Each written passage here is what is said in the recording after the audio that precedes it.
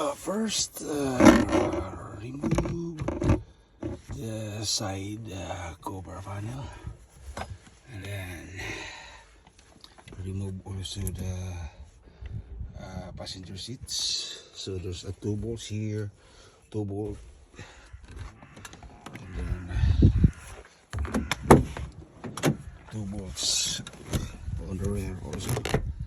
So that's one. So you have more access. So that's the adjust. So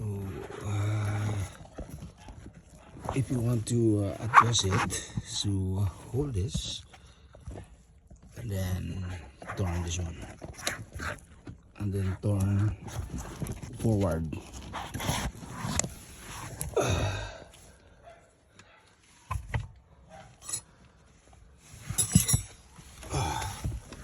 So using number 13, so use this to turn forward,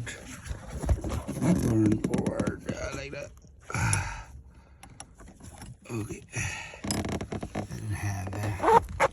So let's just turn this. Okay, let's adjust over parking foot brake. So that's it.